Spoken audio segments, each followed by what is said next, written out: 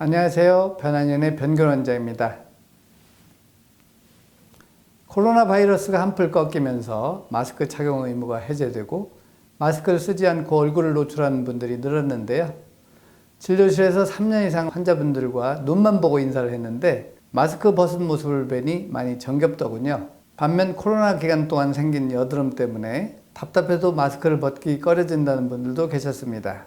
그래서 오늘은 이 여드름이 생기는 이유와 해결법에 대해 알려드리고자 하는데, 예전에 성인 여드름 발생 원인과 치료 방법에 대한 영상은 올린 적이 있어 이번 시간에는 부위에 따라 여드름이 생기는 원인에 대해 자세히 설명드리려고 합니다.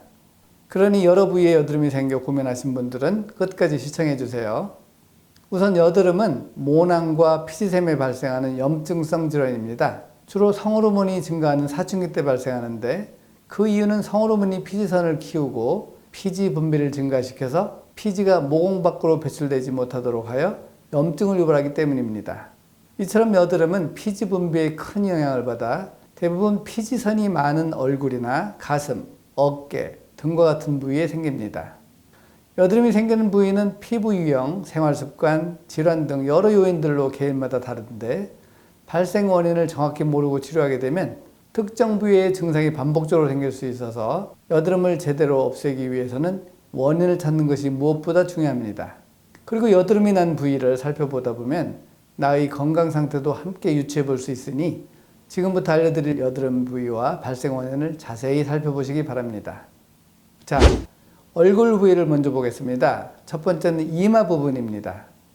이마에 생기는 여드름은 스트레스와 심장과 관련이 있습니다. 스트레스를 많이 받으면 심장에 열이 생기고 뇌 쪽으로 가는 혈류량 또한 늘어나서 온도가 높아지는데, 이때 피지 분비가 자극되어 여드름이 생길 수가 있습니다. 특히 앞머리가 있는 분들은 머리에 열이 잘 빠지지 않고 머리에 붙은 피지, 먼지, 노폐물이 이마를 계속 자극하여 여드름을 유발할 수 있으니 앞머리를 없애거나 피부에 닿지 않도록 해주시고, 밀가루 음식을 먹었을 때 이마 여드름이 더욱 악화된다는 실험 결과가 있으니 여드름이 심하다면 밀가루 음식을 최대한 제한해 주는 것이 좋을 것 같습니다. 두 번째는 미간 부분입니다. 미간은 피지 분비가 많이 발생하는 부위여서 클렌징을 제대로 하지 않으면 모공이 막혀서 여드름이 생기기가 쉽습니다만 음식 알러지나 간에 쌓인 독소가 원인이 되는 경우도 많습니다. 특히 술을 자주 마시고 기름진 음식, 유제품을 주로 드시는 분들에게 주로 발생하는데, 여드름이 점점 심해진다면 충분히 휴식을 취하고 해당 음식을 제한해 보세요. 세 번째는 눈썹 부위입니다. 눈썹 부위 여드름은 모낭염에 해당됩니다. 피지, 박테리아 혹은 죽은 피부 세포가 모공이나 모낭을 막으면서 생기는 것으로 머리카락 부위에 생기는 여드름도 같은 원리입니다. 간혹 눈 밑에 좁쌀 모양이 나타나는 것을 여드름으로 생각하시는 분들이 계시는데, 이는 비립종일 수가 있습니다. 비립종은 피부 내부에 표피 성분이 과다 증식해서 생기는 낭종으로 피지가 모공 안에 갇히는 여드름과 다릅니다. 네 번째는 관자놀이 부분입니다. 관자놀이에 여드름이 생기는 것은 수분 부족이 원인인 경우가 많습니다. 체내 수분이 부족하면 피부가 건조해지면서 각질이 쉽게 쌓이기 때문입니다. 그 외에 샴푸나 린스와 같은 계면 활성제가 원인이 되기도 하니 이 경우에는 제품을 바꾸거나 깨끗하게 씻어내 주시기 바랍니다. 그리고 관자놀이 혈관이 붉으면서 여드름과 기미가 생기는 것은 비장과 췌장 문제일 수 있으니 자세한 검사를 받아보기 바랍니다. 다섯 번째는 코 주변입니다. 코는 피지 활동이 활발한 부위여서 관리를 소홀히 하면 여드름뿐만 아니라 블랙헤드가 생기기 쉬운데, 코 주변에 생기는 화농성 여드름의 경우에는 위장 등 소화기관과 관련이 깊습니다. 기름진 음식, 단 음식은 최대한 피해 주시고, 소화가 잘 안 되거나 변비가 심하다면 장 치료를 꼭 받으시기 바랍니다. 그리고 코에 여드름이 많이 나면서 가슴 통증이나 호흡곤란이 있으면 심장이 좋지 않다는 뜻일 수 있으니 특히 주의해 주시기 바랍니다. 여섯 번째는 볼 부분입니다. 볼에 여드름이 나는 이유는 손이나 베개 등 세균이나 오염물질이 원인이 되는 경우가 많습니다만, 한의학적으로 보았을 때 폐의 문제로도 볼 수 있습니다. 폐 기능이 저하되면 피부 속의 노폐물과 열이 배출되지 못하기 때문입니다. 10대 청소년이라면 호르몬 변화로 유수분 밸런스가 깨져 여드름이 날 수 있는데, 이때 염증 관리를 제대로 해주지 않으면 흉이 질 수 있으니 잘 관리해 주시는 것이 좋겠습니다. 7번째는 턱이나 입 주변입니다. 턱이나 입 주변의 여드름은 보통 방광이나 자궁, 소화기 문제로 나타나는데 특히 유지방이 포함된 초콜릿을 먹었을 때 여드름이 악화될 수 있으니 되도록 피해 주시는 것이 좋습니다. 그리고 턱과 입 주변의 여드름은 주로 여성에게 나타나는데 수족냉증 혹은 생리전 호르몬 불균형이 원인이 되니 하체를 따뜻하게 해줘 혈액순환을 도와주시기 바랍니다. 남성의 경우에는 간혹 면도가 원인이 되니 면도 제품이 피부에 맞지 않는 것은 아닌지 확인해 보시기 바랍니다. 8번째는 귀 부분입니다. 간혹 귀에 멍울이 잘 잡히는 경우가 있으셨을 겁니다.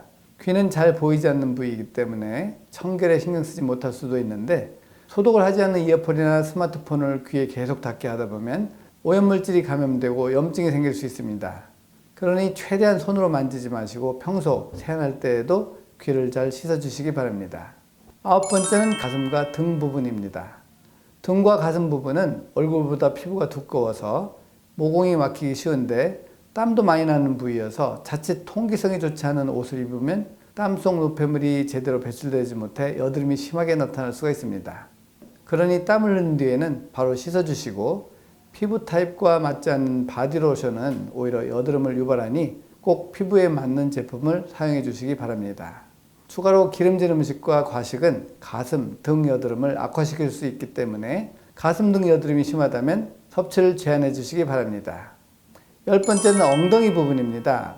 엉덩이는 다른 신체 부위에 비해 압력이 눌릴 뿐만 아니라 통풍이 제대로 이루어지지 않는 부위여서 너무 오래 앉아 있거나 깨끗하지 않은 속옷을 입게 되면 땀과 노폐물로 피부 세균 감염이 쉽게 일어나 여드름이 생길 수 있으니 너무 오래 앉아 있는 습관을 피해 주시는 것이 좋겠습니다. 그리고 기름진 음식과 자극적인 음식은 여드름 위험을 66%나 올리니 최대한 제한해 주시기 바랍니다. 지금까지 여드름 부위별 원인에 대해 알아보았는데요. 여러 원인이 있었지만 음식 섭취와 관련이 깊다는 것을 알 수 있습니다. 물론 어떤 분들은 음식과 관련이 없다 생각하실 수 있으나 장내 미생물이 여드름, 건선, 아토피 등 다양한 피부 질환에 큰 영향을 미친다는 것은 연구를 통해서도 알려진 바 있습니다. 그래서 장피부축이라는 말도 생기게 되었죠. 분명 자극적인 음식을 먹거나 튀긴 음식을 먹었을 때 피부 트러블이 생기는 것을 온몸으로 느끼시는 분들도 계실 것입니다. 여드름은 피부 세균에 의한 염증 반응의 일종인데 장내벽에 있는 장육모세포가 손상되거나 헐거워지면 장내에 분해되지 못한 유해물질과 독소들이 혈액으로 유입이 되면서 피부에 있는 미생물, 즉 세균의 균형이 깨지게 됩니다. 뿐만 아니라 여드름 치료약에 유익균을 같이 처방하면 여드름과 관련된 균을 억제하는 특정 단백질이 분비된다는 연구 결과도 있었습니다. 한의학에서는 비위습열이라 하여 기름진 음식, 단 음식, 술 등과 같은 음식물을 자주 먹거나 소화기관이 비정상적일 경우 여드름이 나타난다 보고 있습니다. 그래서 보통 한의원에서는 여드름을 치료할 때 위장에 좋은 약재와 염증 치료와 혈액순환을 돕는 약재들을 넣은 한약을 처방합니다. 주재료 중에는 인동꽃이라고 불리는 금운화와 개나리의 열매인 연교가 있는데요. 이는 염증을 치료해주고 혈액순환을 도우며 노폐물을 제거하여 여드름을 개선시키는 데 큰 도움이 됩니다. 건강보험심사평가원의 통계에 따르면 2021년도에 무려 10만 명이 여드름으로 진료를 받았다고 하며 매년 여드름 환자들이 늘어나고 있다고 합니다.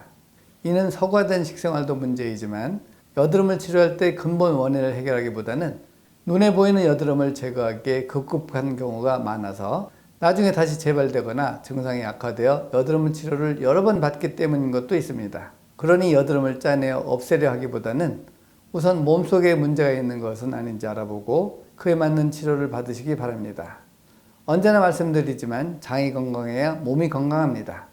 그리고 여드름은 특히 내가 먹은 음식, 장의 상태에 따라 결정될 수 있다는 사실 잊지 마시고 이 영상이 조금이나마 도움이 되었다면 좋아요와 구독 부탁드립니다. 감사합니다.